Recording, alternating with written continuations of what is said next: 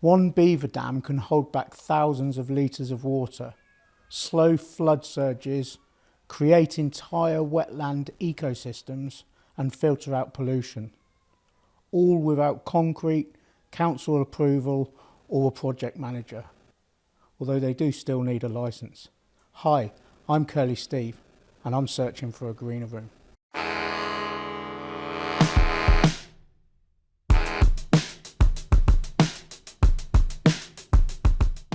Chris Jones introduced beavers to his Cornish farm 8 years ago.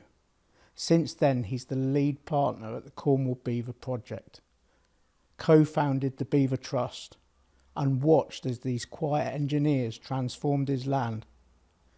From farming to rewilding, from flood management to biodiversity, this is a story what happens when you let nature lead the way. Chris, welcome to the show. Thanks for asking me on. I'm delighted to have you here. I'm really keen to hear your story. If we could rewind a little bit though, before any beavers came along, what was going on before, or where did you hail from, and what was your journey before Woodland Valley Farm? Well, I was born just outside Short Lane's End, and then we moved to Woodland Valley Farm in 1960.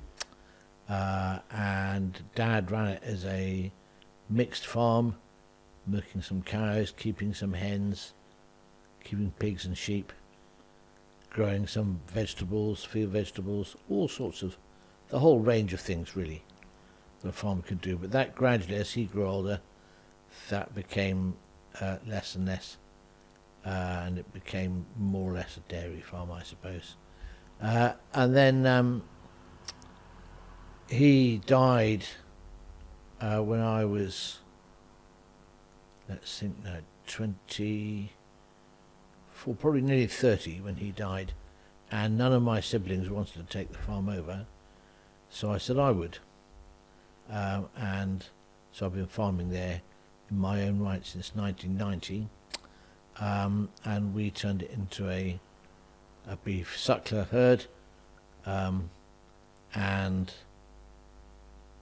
that collapsed during the BSE period, so I had to go and get a job, and I got a job in the North Sea producing oil and gas.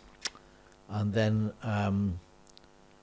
while I was doing that, we let the farm go out to a company that grew daffodils, and they proceeded to beat the hell out of it, with over cultivation, over spraying, with all sorts of nasty chemicals. The whole thing was a nightmare agriculturally, and we lost a lot of soil, and we had, by the time they were leaving, we had erosion gullies over a foot deep, and I never thought we'd see that in this country with our kind of soil. But no, there it was. So it said to me, going forward, we had to be very, very different in our approach. And so we joined the Soil Association, and we became an organic farm, dating from that time. And tell me, what's an erosion gully? Was it an erosion gully? What's that? Well, an erosion, it's like a little ravine that's been worn out of the ground, and it's where you've got too much water that's trying to get away across a piece of countryside which is overly cultivated, so the ground can't withdraw water. It's just it's too compacted, and the water just runs off the soil and takes the soil with it, where it ends up in the sea in the end.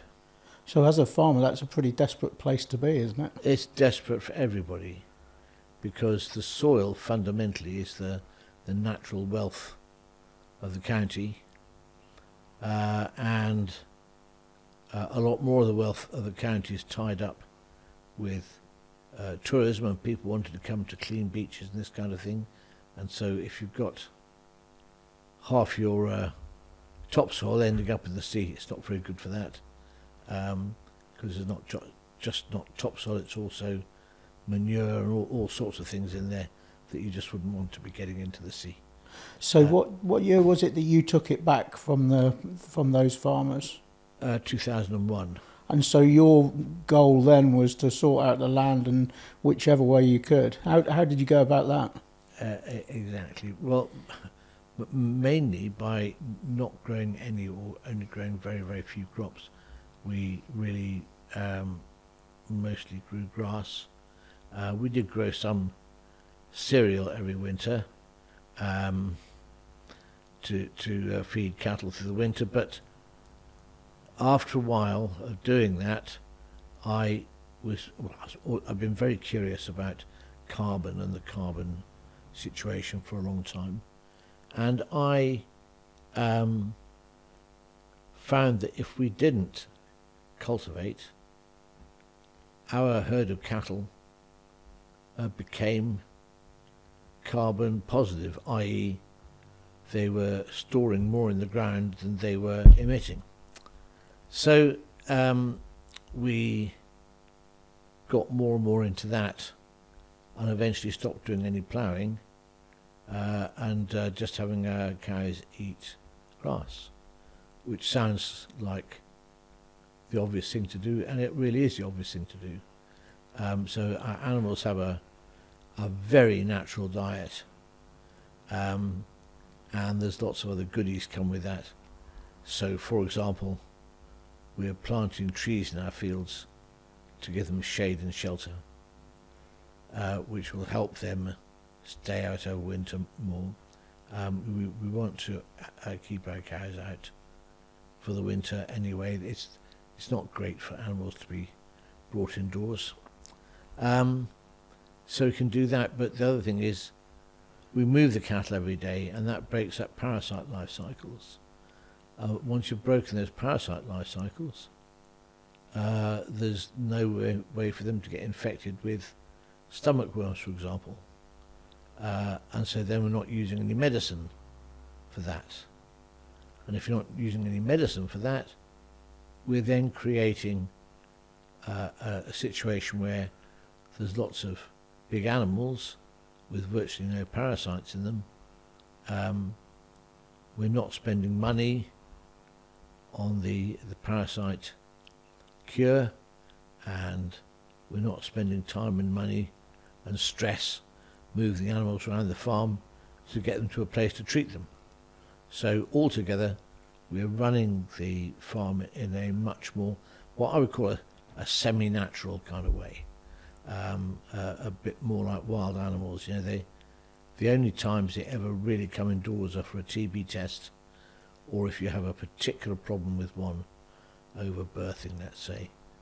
But otherwise, they live outdoors more or less like wild animals, but in a way where we're using what we know about the larvae of these worms and so on, knowing that if we keep them separated, then that means the larvae dies because it hasn't got a host, and the cattle just go on, and they'll be a quarter of a mile a day a couple of days later. So it's keeping animals moving all the time. What that means is you've got a resource there of cow manure, which is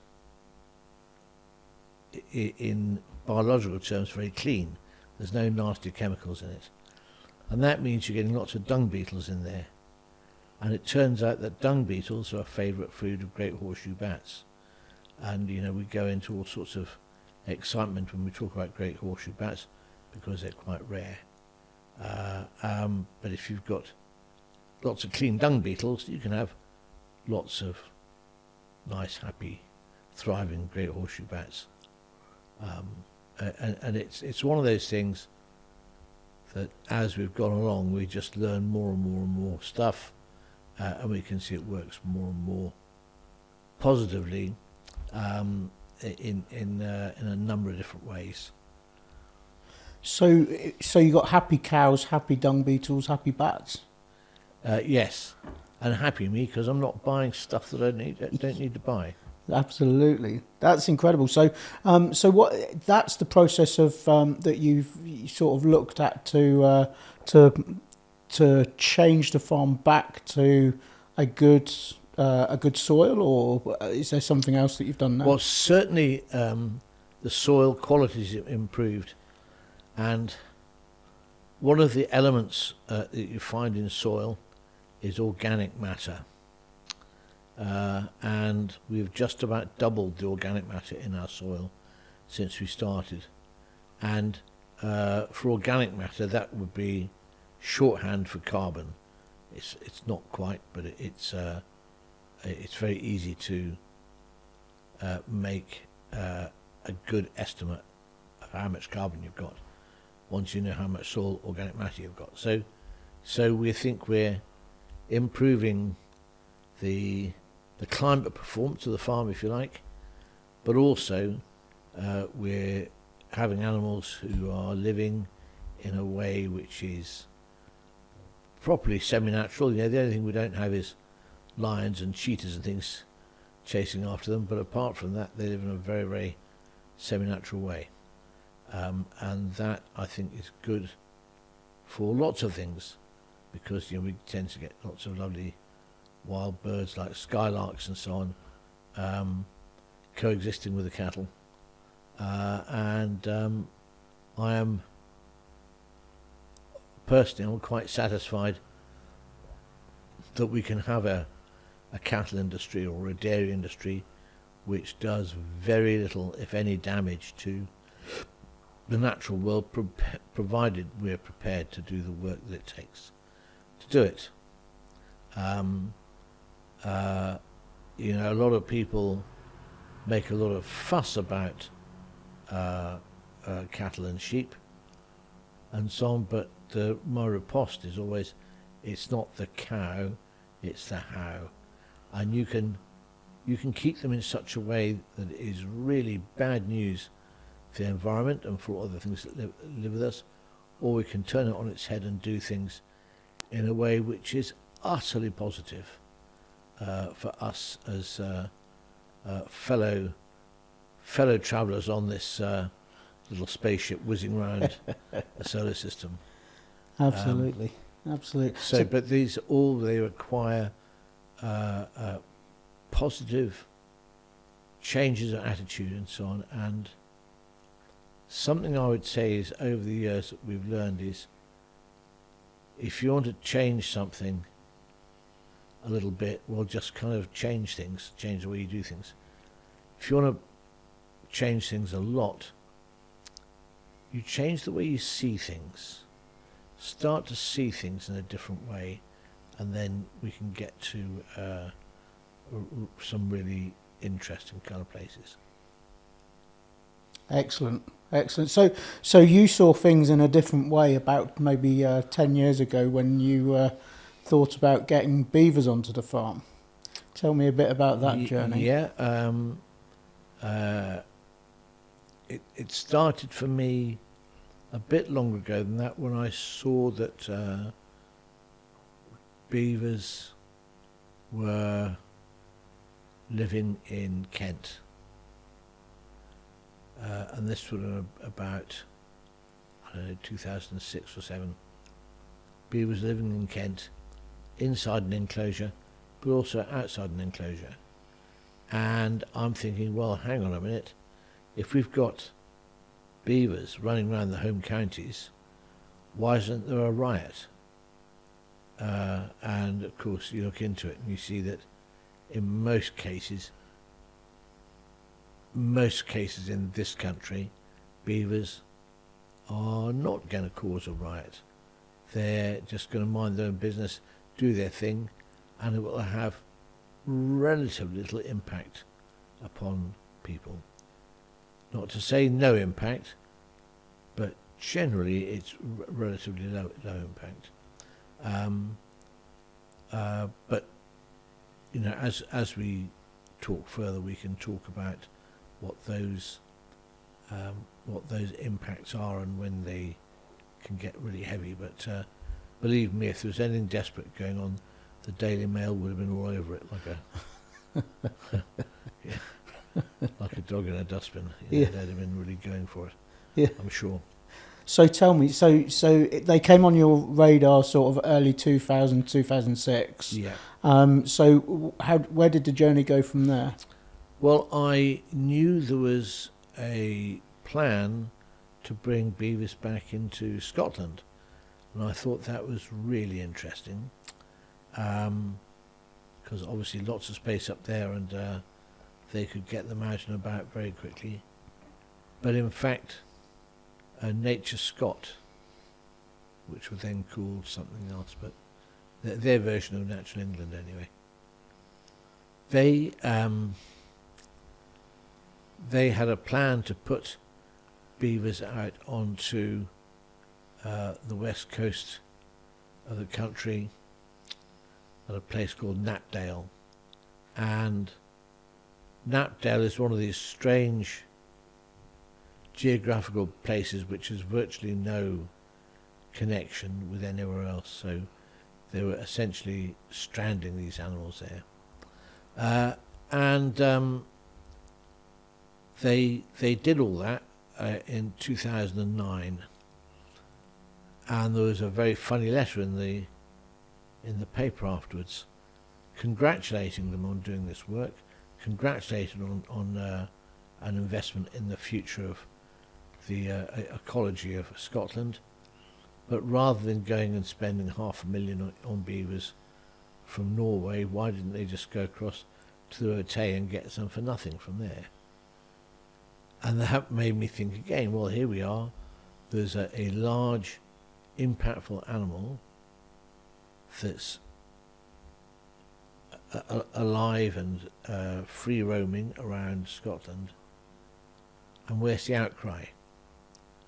And there was a bit of an outcry, to be sure, with those ones in Scotland, understandably so really, but still nothing really hitting national news every week, as we might expect if something was really that serious. So that got me thinking more, and then we found out that beavers might be really good for flooding. People were talking about that. So our local village flooded twice in 2012 and then again twice more in 2013, and we thought we should learn to hold more water on the land. We invited the Environment Agency and they came and saw it, and he had lots and lots of things that we could do, like making leaky woody dams and digging little ponds off to the side of the river, all sorts of things that we could do to help the situation. But no money whatever, no resources at all. So we just said, well, what if we got Beavers to do it for free? And he sort of, we looked at the floor and looked at the sky, and they said, yeah, I suppose that would work, yeah. So from that point we made it our business to start up this project, which was essentially a partnership between me and the Wildlife Trust. Wonderful things was that we'd made friends with Professor Brazier from Exeter, and he or his department did some very good research down there, looking at the way the water worked before the beavers and after the beavers. And this was almost as soon as they got there, they began to stretch out the amount of time it took for water to pass through the enclosure. And before the beavers it would take about 10 minutes or so. After the beavers, well, today, 8 years on, it takes, oh gosh, nearly 2 hours for that to pass through. So it's had an extraordinary effect. And the flood peak that before was a really sharp mountain on the graph is now much flattened out. And it's not so much that beavers can stop flooding, is that they disrupt all the different mechanisms for flooding that there are, and reduce those, and basically just reduce the potential for flooding actually happening in a place downstream. I would never claim that my 2 beavers have stopped the flooding. I think that would be unfair on them. But if instead of those 2 beavers working there on 200 metres of stream, if we had, I don't know, 8 beavers, 10 beavers working on the whole of the catchment above Laddock, it's very hard to imagine it ever flooding again. So have you had any floods since they've been in place? We have not, but I would never ever claim that it was the beavers that had done that, because we just don't have enough so far. I think in time we will get enough, and there's loads of habitat. Cornwall is awash with good beaver habitat. We just need to get the beavers out there. But while you can do that, it's a very considerable effort with planning that and setting up a scheme that will get past Natural England, because they're the regulator. Let's move on to done by them. Let's move on to that in a while. Let's look at, first of all, while the beavers have been on your land, what benefits, apart from obviously slowing down the water, what are the benefits of them being there? Well, they've slowed the water down, so it's helped with flooding. They have held a lot of water on the site, which is very useful for drought. It means we've had water twice now that we could pump out of there and use in other places on the farm, and that's amazing. Without the ponds there, we just wouldn't have the water. So that's tremendous. They do a lot to clean up the water. You know, we're quite lucky in that all the land above us is essentially grassland, and the main pollutant that comes with that is nitrate. But we don't have a huge amount of it. Indeed, they tried to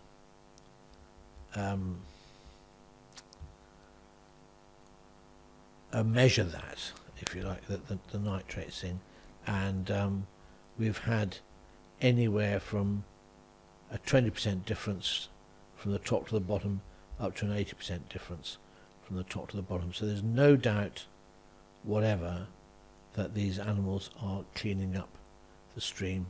And when you look in the dams, you see there's a lot of silt. And again, before the beavers arrived, that silt wasn't there.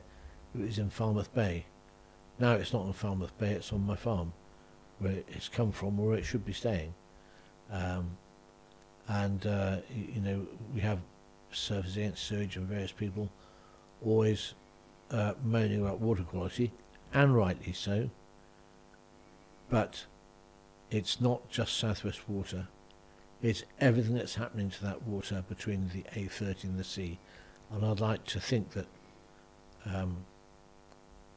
Surfers Against Sewage could find it in themselves to really get behind the beaver idea, as well as thump Southwest Water frequently. So I used to come up to your farm probably around 2010, I think it was. We used to do a bit of bushcraft in your wooded area, and I've also been up a couple of times since you've had the beavers, once maybe last year, and then once just a few weeks, just last week, and I noticed the immense amount of water you have standing there now that you didn't have beforehand. So how's that helped the farm? I think just holding more water means a certain amount is draining down into the aquifer or into groundwater, which is a good thing, because I mean we take our water from a borehole, for example, but also it's really good because the more water we keep there, the more water is going to end up in the stream and heading off, keeping fish happier, for example, and certainly within the beaver system, with all those dams there, the fish can all move around between them as they want to, and the way the dams are arranged makes them very complex in terms of vegetation and where things are, and that is incredibly good for animals like fish because they've got plenty of shelter. So they've got plenty of food in there from insects and other invertebrates, and then they've got plenty of shelter from predators. So fish tend to grow fast, and indeed the bit of research that was done about this was the beavers went in 2016, and 2 years later the fish were surveyed. That was trout in particular, and they found the trout had doubled in size. Oh, wow. Inside those ponds, and in some of the ponds they're more like 8 times bigger, and there's fish in there now which would be worth catching to eat. You know, if you were down on your luck and needed to catch a trout to eat, yeah. So that's interesting, because I read about people complaining, let's say, about fish not being able to get upstream when the beaver are putting dams in. So how do they make that happen? Well, the dams are all connected by different little streams, so the fish just move themselves as they feel the need to. You know, when we started there was one stream only, but now there's 4 streams that cross that land, and some of them go into each and every one of the dams, some of them only go into 1 or 2 of them, but there's basically water across that site now, which makes it very easy for fish to move around. And so the biodiversity as well, you said about the fish having more food. So since the beavers have been there, your species levels have gone up. Tell me a little bit about that.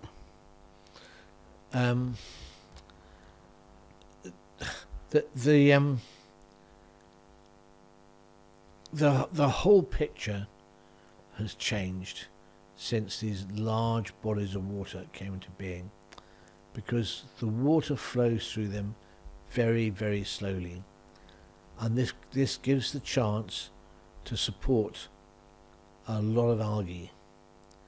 And then if you've got lots of algae, that's like having your first stitch in the food web,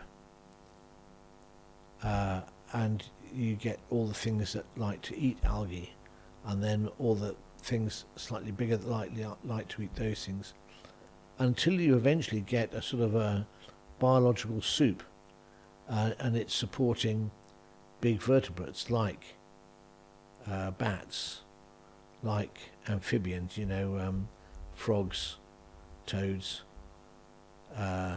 newts.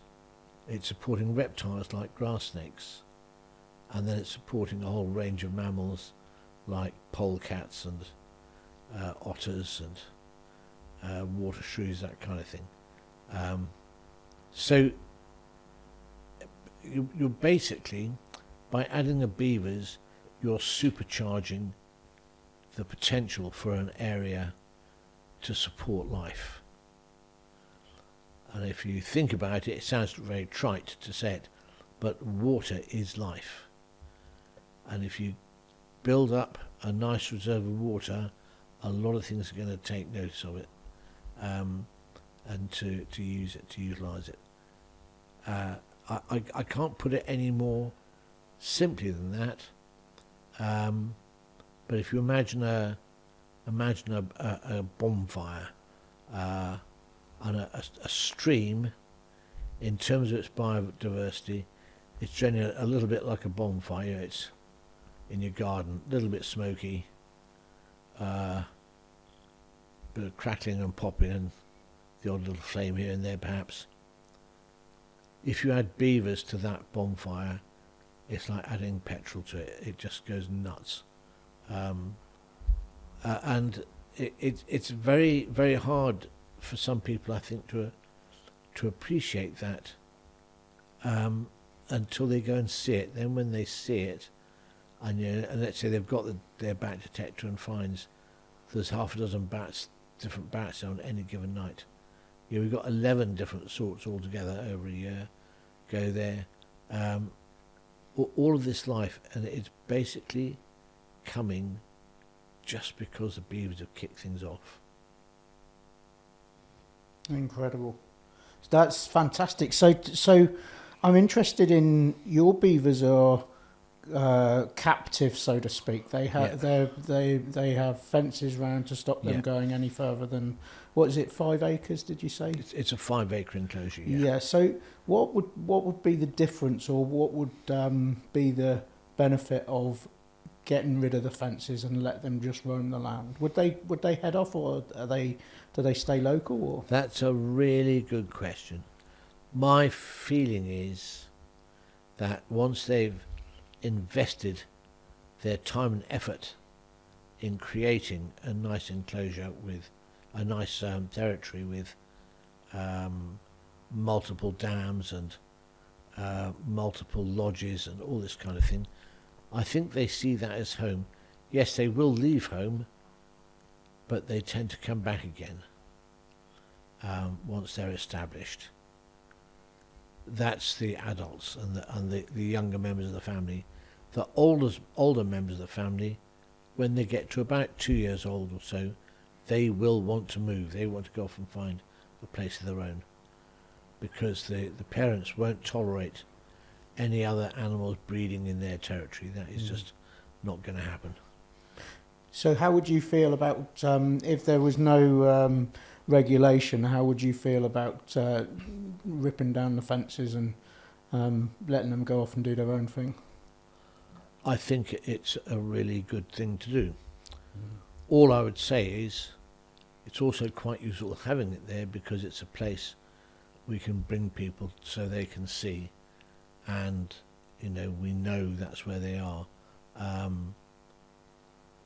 Other parts where you've got properly wild beavers, you may never have a chance to see one, and indeed you may go there looking to, I want to see a dam, and I want to see a lodge, and it just may not be there. It may not be possible to do. So it's quite good, I think, to have a place which is, although it's not entirely natural, allows us to demonstrate all the stuff that beavers do. And it's a beautiful space up there, isn't it? It is a very nice space, and it's a very I find it a very inspiring kind of space.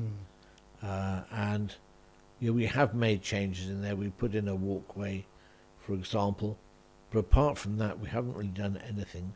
So any tree that is smashed up and lying around on the ground, that's down to the beavers. I wanted to ask you about that. So how much human intervention have you put in since the beavers arrived, apart from fencing and the walkways? The fencing and walkways are it, really. We've had to improve the fencing in 1 or 2 spots since they arrived because of their attempts to escape. And the walkway came in.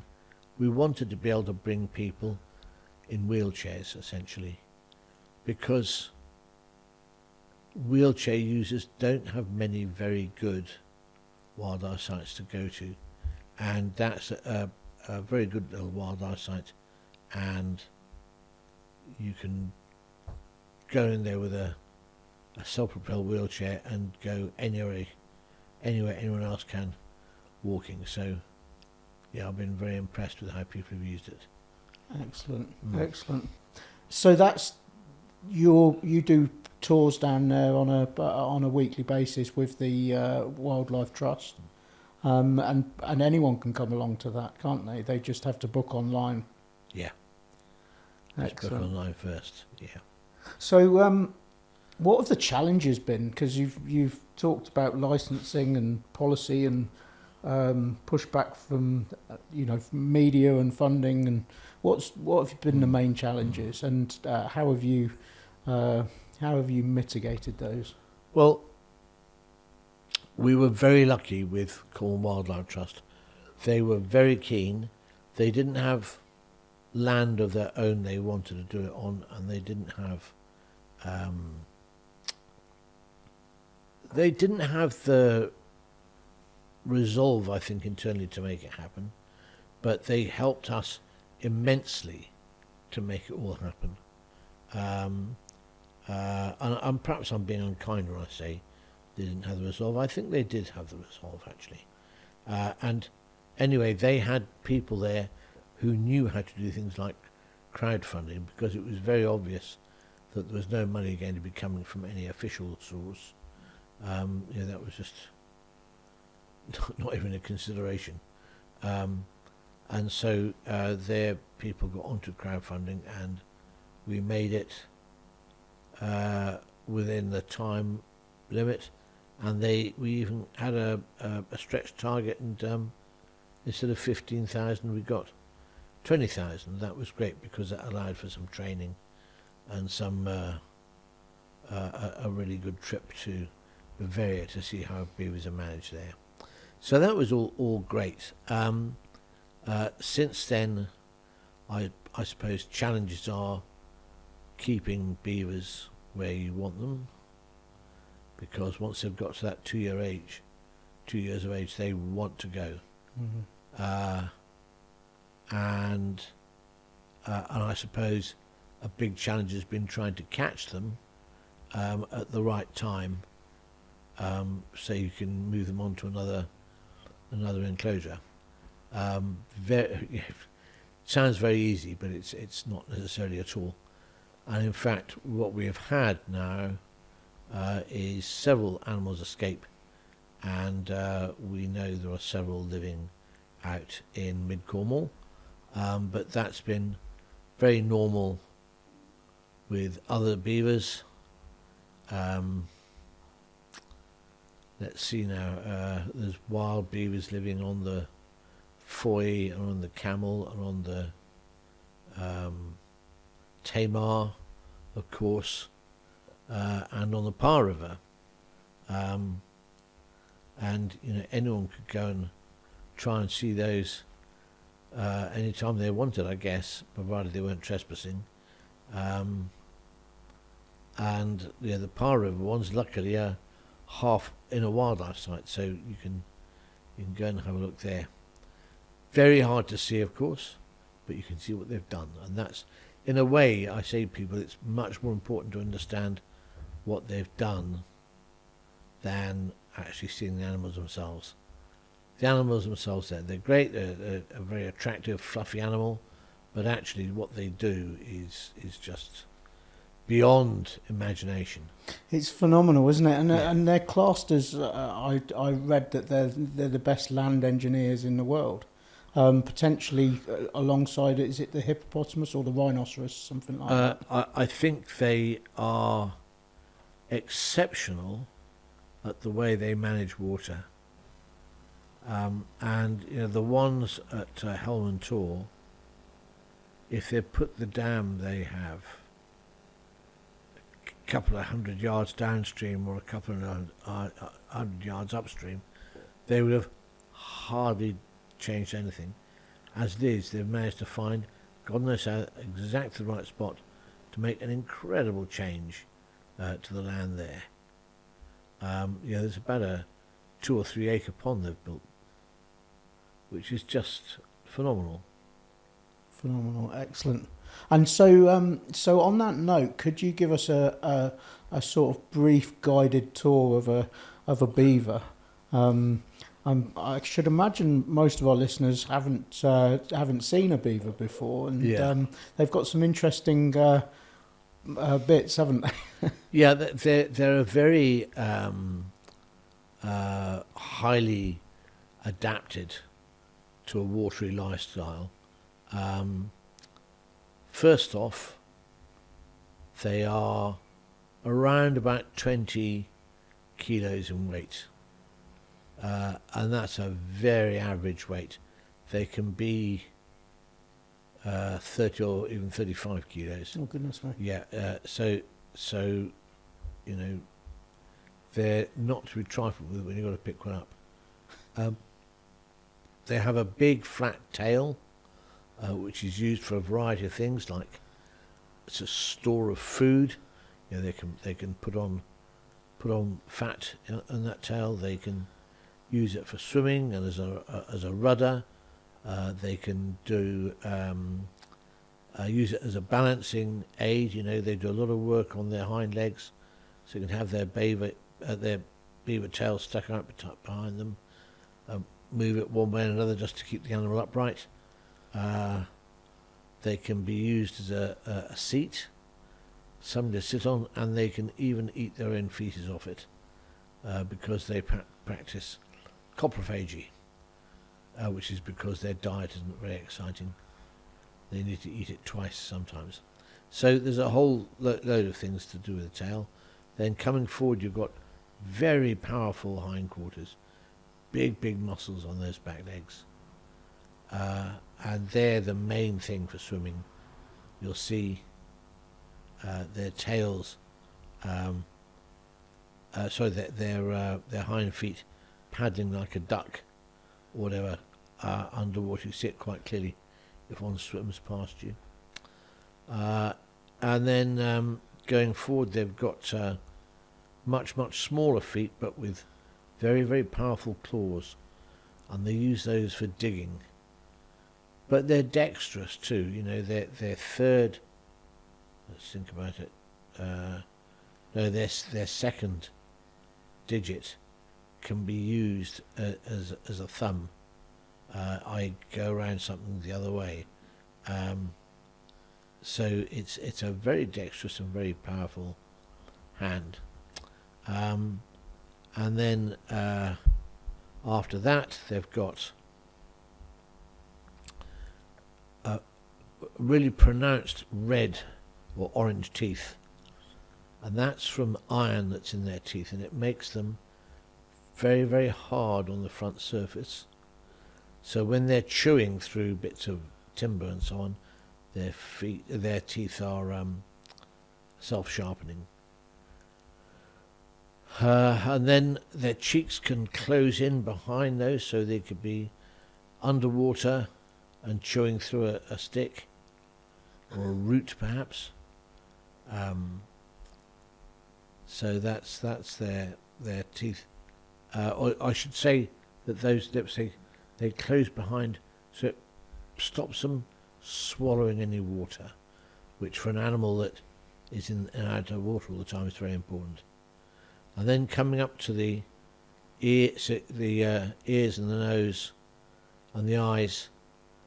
The nose is particularly important. They have an incredible sense of smell, and again those nostrils have a sphincter in, which snaps shut as soon as it goes in the water, and that means once again it's impossible for it to take on water by mistake. Then we've got the eyes, and they have a transparent eyelid, again so they can see underwater a little bit. And then finally the ears, and the ears, they're quite good sense of hearing, but they also lose less heat by having small ears, so it looks like a ridiculously small ear on such a big animal, but actually they work really well, and it's just to save them on water. And then finally the fur is in two layers. There's a what they call guard hair first, which is fairly sparse but relatively coarse and helps keep the hair underneath protected. And the underfur is extremely dense and very soft, and it's that got them into trouble. It was that underfur which keeps the animal warm and waterproof. They could take that off and turn it into hats, and there was an industry that lasted 200 years in Europe, and we just mined the beavers out of North America. It was just like mining, and it was so important. Well, there's companies today still existing that were started off by that rush for beavers. You know, think of the Hudson's Bay Company still going strong, and it caused the exploration of the continent. It led to wars between different tribes of Native Americans, and it led to wars between the French and the British, and then the British and the Americans in due course as well. It was just a thing that was, I guess, in the same way that the whaling industry became important.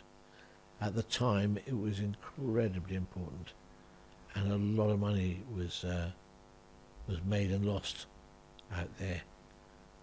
Funnily enough, of course, the people who actually did the catching were mostly the Native Americans, and they would catch things in exchange for, you know, rum, brandy, whiskey, steel knives, steel axes, mirrors and trinkets for the ladies, all that kind of thing. You know, fortunes were made. There's a family called Astor, which did very, very well out of the fur trade in America. Quite extraordinary when you think about it. Mm-hmm. And we're at a time now, it seems like it's taken forever. We're at a time now where Natural England will accept license applications to let beavers go, and the Cornwall Wildlife Trust are doing some for the River Par and the River Foy, but we need to do a lot more. There's a lot of places in Cornwall that do have real flooding, but nothing's ever going to be done to really fix it because the places are too small. So we need to be getting behind any efforts at all to get more rivers licensed, and we're waiting to see how the Wildlife Trust get on with what they've got there, and then I would imagine by the end of this year, beginning of next year, we should be really looking to open the floodgates, so to speak, for Cornwall and start getting beavers back on the map where they should be. And that's fantastic, and that's a lot of down to the work that you've done and the research that's been able to be done on your land. Yeah, that's fantastic. Oh, congratulations. Well, thanks very much. It feels like it's a bit premature yet. We need to get more animals out there, more licenses granted. It's a funny old thing, you know. The Natural England, who are the regulator, they could be doing this themselves really cheaply, but instead they want to make it really expensive, and pass the buck to wildlife organisations like the Wildlife Trusts or to private individuals. It's pretty poor, really. You know, a nation that took pride in these things would be looking at doing it themselves, and I can't I can't think it's that expensive, really. You know, half of 1% of our annual flood budget would cover it. Would cover it well, I should think. So Chris, tell me what gives you hope right now? I am very encouraged by the likes of the River Otter and the River Tamar and the River Avon in Gloucestershire and Wiltshire.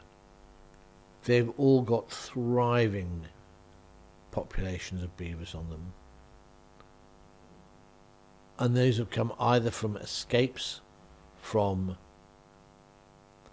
established enclosures like we've got, or it's come as a result of so-called beaver bombing. And if that's the result of beaver bombing, what we've seen is so wholly positive that I think we could do with more of it. Certainly, I'd like to think that the Natural England will be very positive in regards to the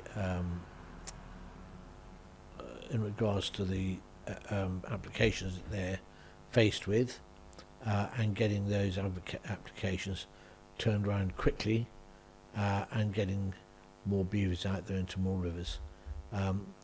It's all of that kind of thing that gives me hope. You know, climate change is not slowing down.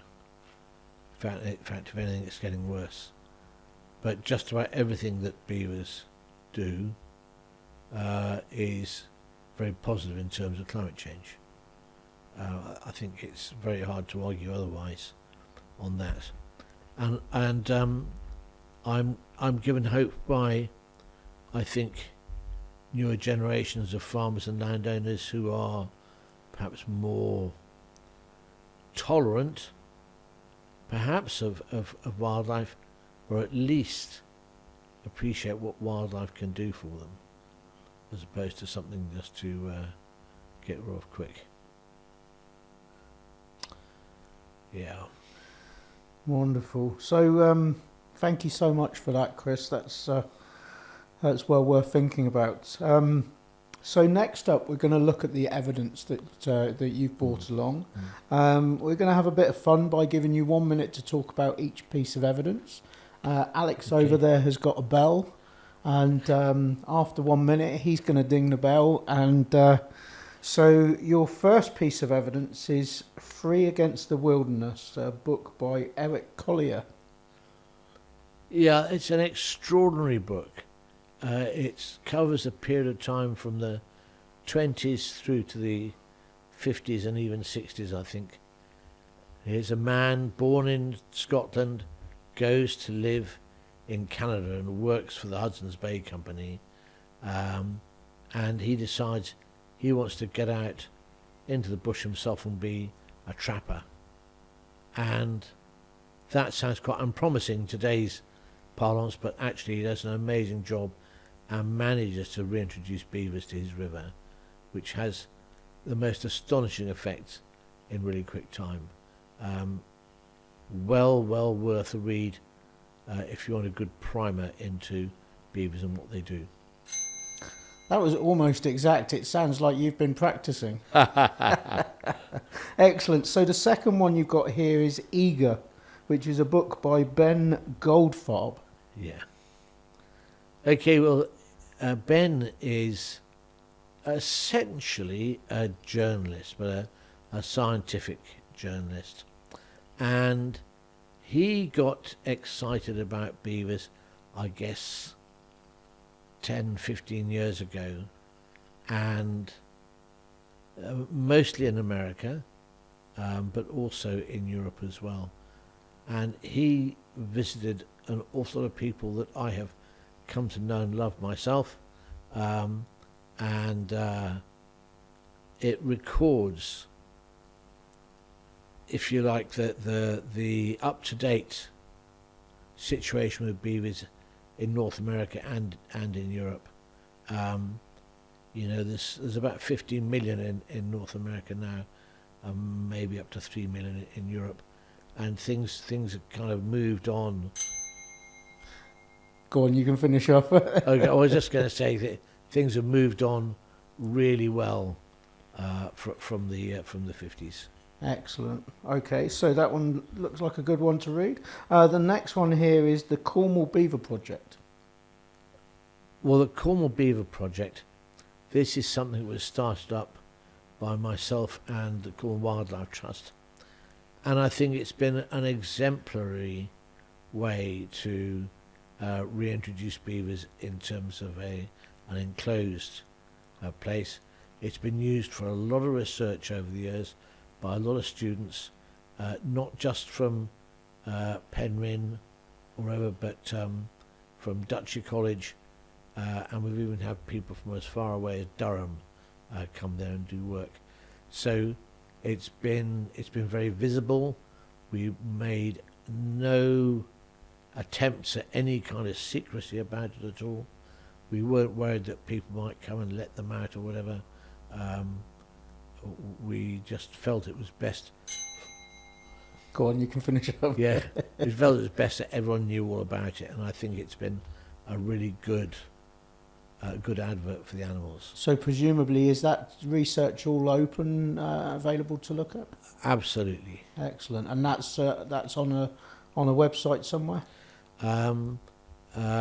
We don't have a central repository, if you like, but it's we've got some ourselves that we've done, but also ex-university have got their own papers and what have you, and indeed Cambridge have done some, and Reading has done.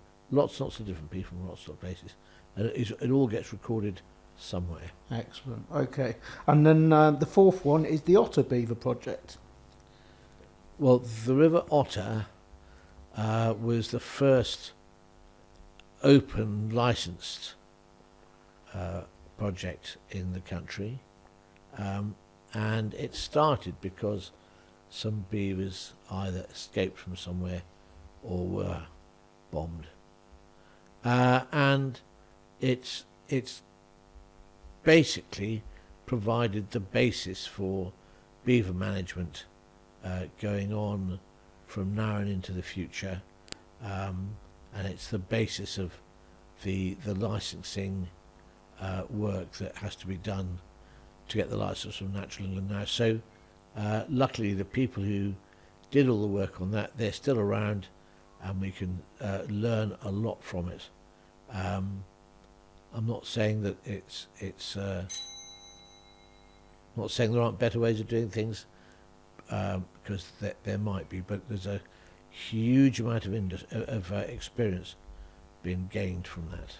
Excellent. Okay, and the last but not least is the Farm Carbon Cutting Toolkit. Yeah, this is sort of back to our core activity, which is still farming, and it's opened a great deal of information to me about how soils work and how cattle work and so on, and that an awful lot of things which we think, oh, they're really bad because of X, actually turn to be, geez, they're really good.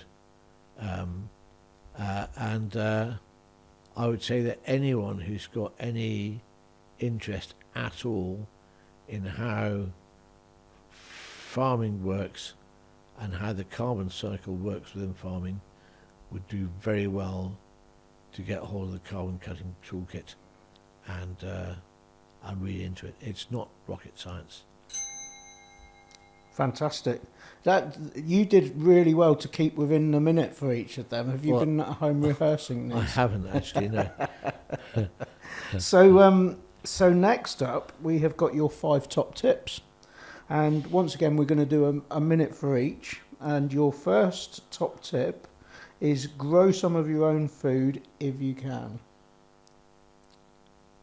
I think it's really important that we all, whatever our circumstances, try to become a little less dependent on the corporate world for our food.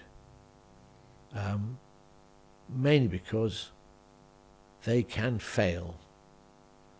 And I would hate to think of all the millions of people in this country, when that happens, just sitting there gently starving because they don't know how to create at least some of their own food.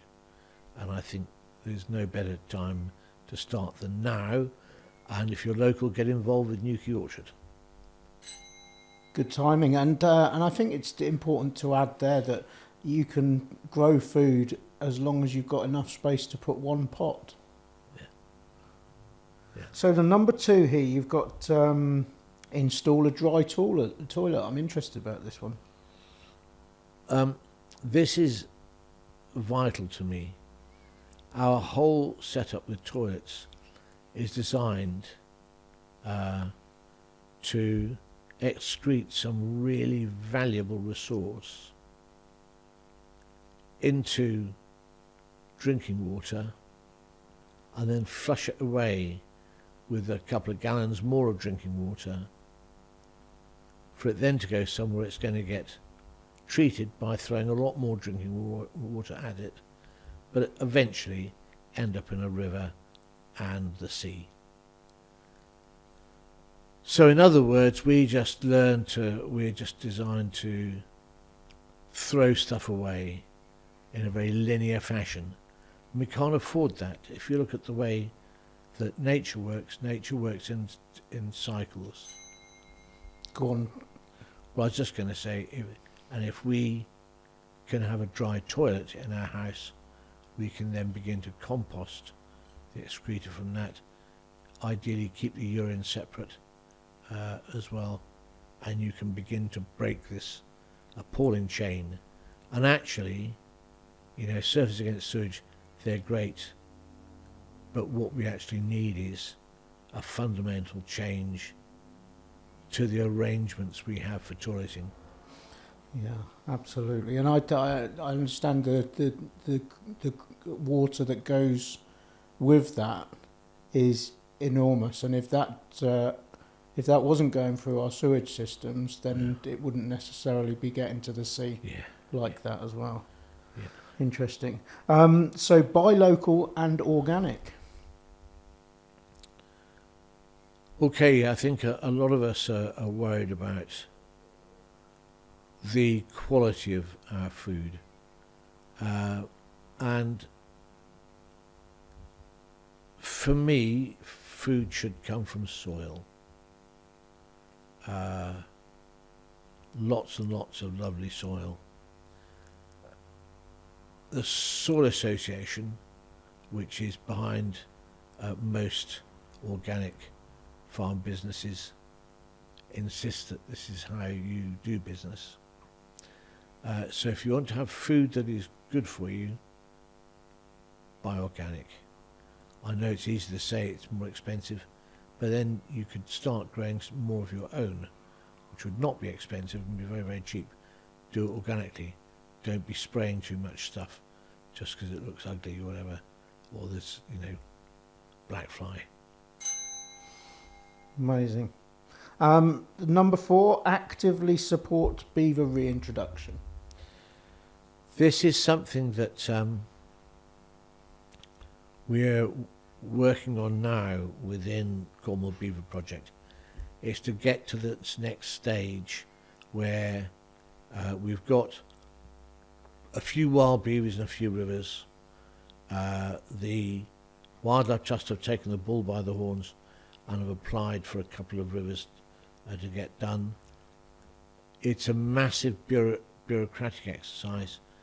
We need people who are either retired or want to volunteer in their own area or whatever to get stuck into the work that needs to be done to get more beavers released. And I'm very, very happy to have my details passed on and have people come to us to learn what they could do to help.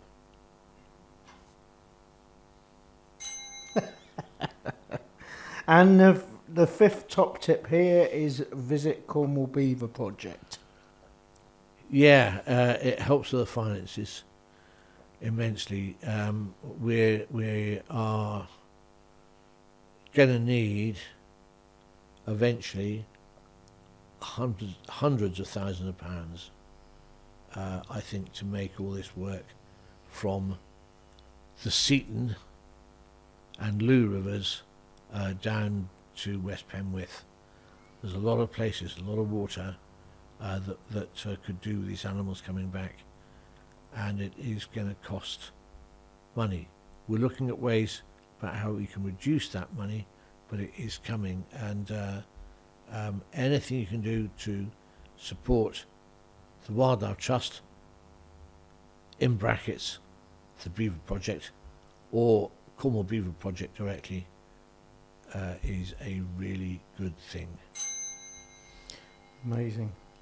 And last but not least, what's the one thing we can all start doing today to create a better tomorrow and help us find a greener room?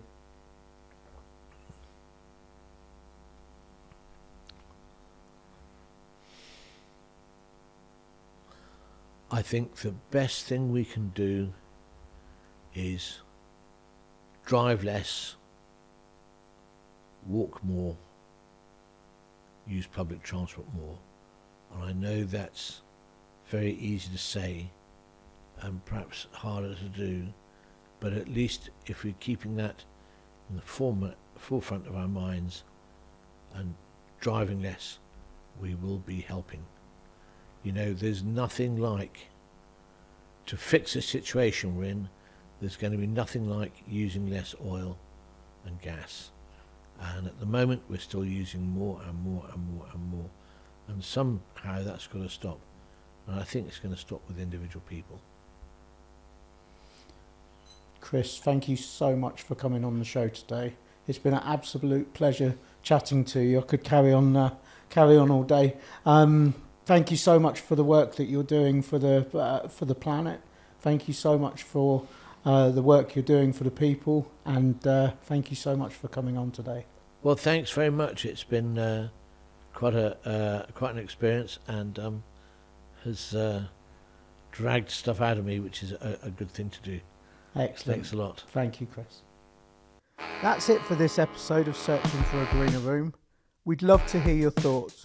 Let us know what you think, who you'd like to hear from, any topics you want us to cover. Drop us a comment. Don't forget to like and subscribe so you never miss an episode. See you next time.